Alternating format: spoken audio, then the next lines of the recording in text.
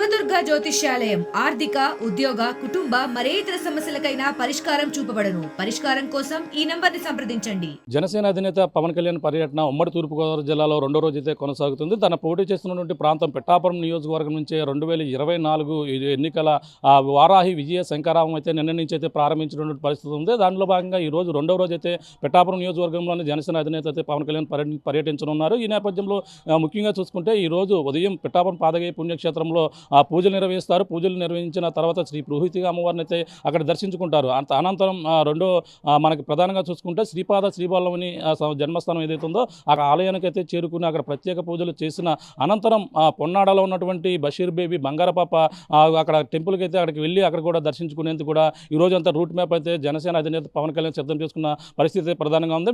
మొదటి రోజు అయితే పర్యటనలో భాగంగా మనకు ప్రధానంగా తెలిసిందే. నిన్న జనసేన అధినేత పవన్ కళ్యాణ్ హైదరాబాద్ నుంచి అయితే నేరుగా గొల్లప్రోలు చేరుకున్నారు. గొల్లప్రోలు నుంచి పిఠాపురం మండలంలో ఉన్నటువంటి పి దొంతమూరు గ్రామంలో ఉన్నటువంటి టీడీపీ అలాగే మాజీ ఎమ్మెల్యే వర్మ నివాసానికి అయితే చేరుకుని ఆయన మర్యాదపూర్వకంగా కలిసి ఆయనతో భేటీ అయిన పరిస్థితి నిన్న జనసేన అధినేత పవన్ కళ్యాణ్ కలిశారు.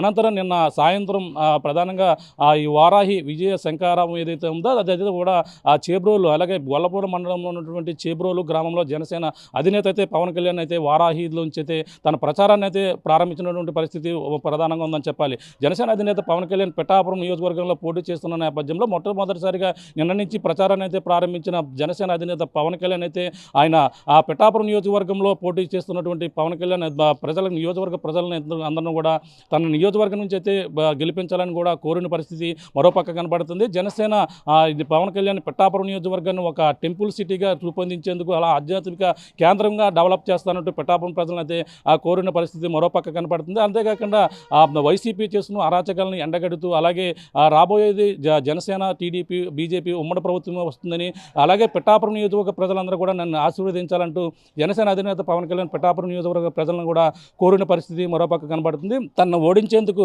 వైసీపీ అనేక కుట్రలు చేస్తుందని చెప్పేసి ప్రధానంగా చెప్తున్నారు. అంటే పిఠాపురం నియోజకవర్గంలో ఒక్కొక్క మండలానికి ఒక్కొక్క నాయకుని వేసి వైసీపీ చాలా వ్యూహాలు చేస్తుందని మరోపక్క జనసేన అధినేత పవన్ కళ్యాణ్ చెప్పారు. అలాగే ఇప్పుడు ఏదైతే దాన్ని ఓడించేందుకు వైసీపీ కీలక నేతలను ఎవరైతే మిథున్ రెడ్డి కావచ్చు, ముద్రగడ పద్మనాభం కావచ్చు, అలాగే దూరంపూడి చంద్రశేఖర్ వీళ్ళందరినీ కూడా పెట్టి వ్యూహాలు పండుతున్నటువంటి పరిస్థితి ఉంది. అలాగే పిఠాపురం నియోజకవర్గ అభివృద్ధి విషయంలో కూడా ఆ విధంగానే నియోజకవర్గాల వారిగా నాయకులను వేసి అభివృద్ధి చేయాలిగా తప్ప ఈ విధమైనటువంటి జనసేన అధినేతను పవన్ కళ్యాణ్ ఓడించేందుకు ఇటువంటి కుట్రలు పండుతున్నారు.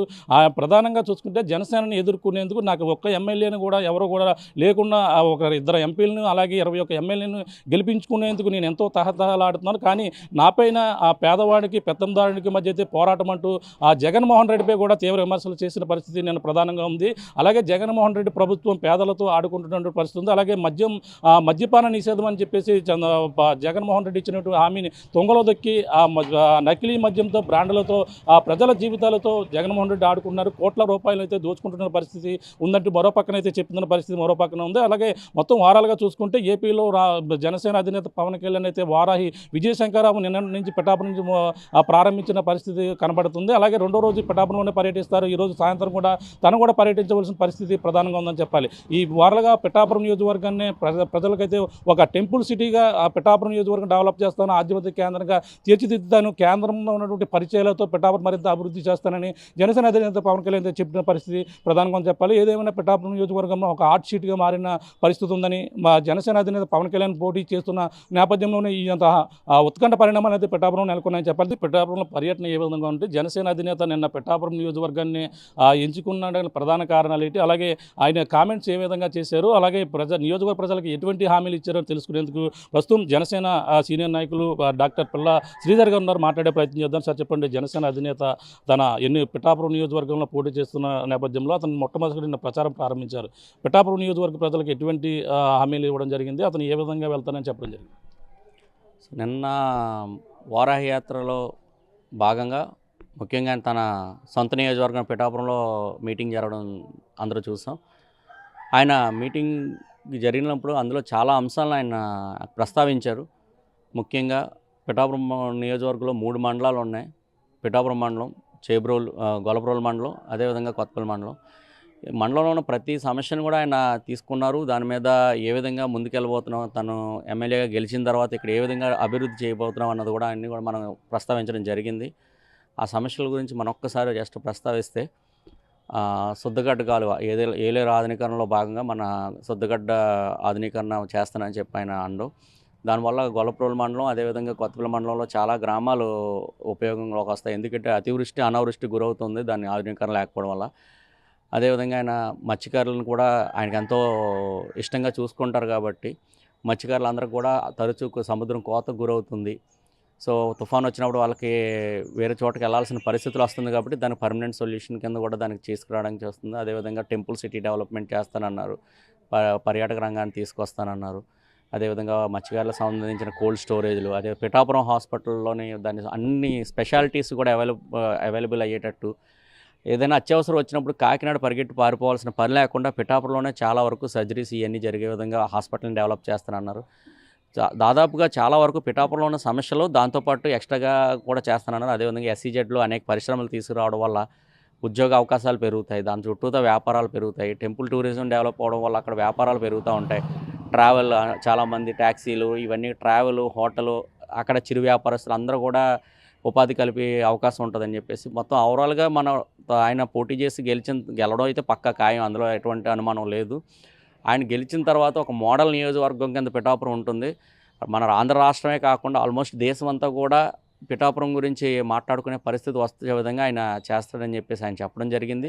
ఆయన ఖచ్చితంగా చేస్తాడు కూడా. ఎందుకంటే ఆయన ఏ అధికారం లేకుండానే తన సొంత డబ్బులు వెచ్చించి మనకు కౌలు రైతులు కావనివ్వండి అనేక కార్యక్రమాలు ఆయన చేసుకుంటూ వెళ్ళారు. తన కార్యకర్తలందరినీ కూడా సొంత కుటుంబ సభ్యుల కింద తీసుకోవడం, ఆయన వాళ్ళందరికీ కూడా హెల్త్ ఇన్సూరెన్స్ కూడా చేయించిన పరిస్థితి ఉంది. కాబట్టి ఇటువంటి వ్యక్తి మన పిఠాపురం ఎమ్మెల్యే అవుతే ఖచ్చితంగా పిఠాపురాన్ని అద్భుతంగా డెవలప్ చేస్తారు.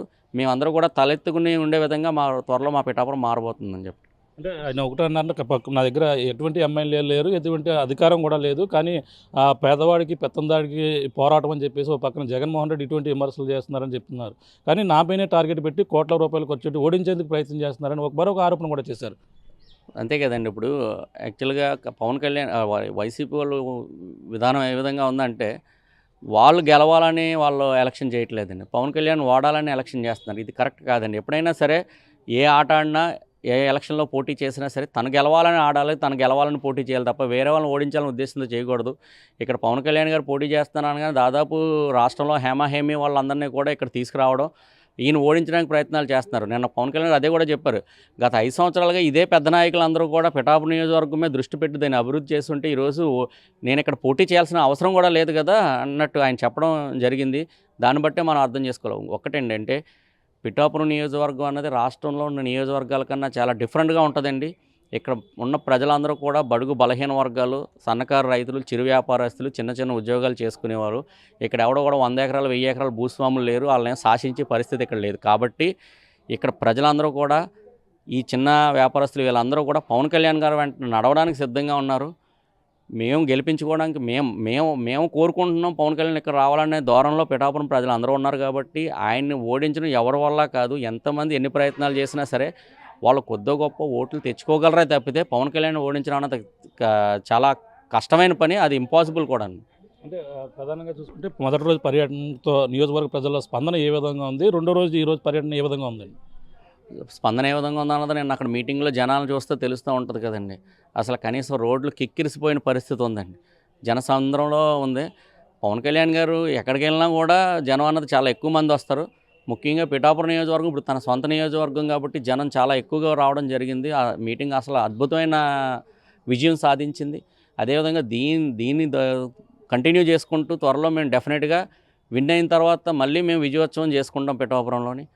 అదేవిధంగా దీన్ని ఇక్కడి నుంచి పవన్ కళ్యాణ్ గారు కూడా చెప్పారు, దాదాపుగా ఆయన ఎలక్షన్ అయ్యే వరకు కూడా ఎక్కువ రోజులు ఇక్కడ స్పెండ్ చేస్తారు. అంటే తను మన జనసేన పార్టీ పోటీ చేసి అన్ని నియోజకవర్గాల్లో ఈయన తిరగాల్సిన అవసరం ఉంది. అదేవిధంగా మధ్యలో వచ్చే మా పొత్తులో భాగమైన బీజేపీ, అదేవిధంగా తెలుగుదేశం వారు పోటీ చేస్తున్న నియోజకవర్గాలు కూడా కవర్ చేసుకుంటూ ఆయన మళ్ళీ పిఠాపురంలోనే మళ్ళీ వారయాత్ర క్లోజ్ అవుతుంది. ఎక్కువ టైం దాదాపుగా ఈ 45 రోజుల్లో ఆయన 20 రోజులు పిఠాపురంలోనే ఎక్కువ స్పెండ్ చేయడానికి కూడా ఆయన సిద్ధంగా ఉన్నారు. తర్వాత కూడా ఆయన పిఠాపురంలోనే సొంతంగా ఇల్లు తీసుకుంటారు.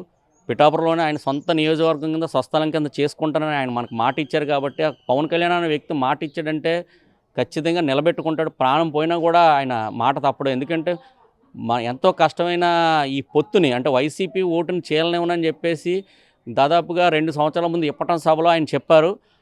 దాని మీదే ఆయన స్టాండ్ అయ్యి ఈరోజు ఆయన అనేక త్యాగాలు చేసి మళ్ళీ ఈ పొత్తుని సక్సెస్ చేయడం. రేపు పొద్దున అది ఆయన అన్నారు వైసీపీని గది దింపుతారన్నారు, అది కూడా ఖచ్చితంగా ఆయన నిలబెట్టుకుంటాడండి. ఈరోజు పర్యటన ఎక్కడెక్కడ ఉన్నాయండి?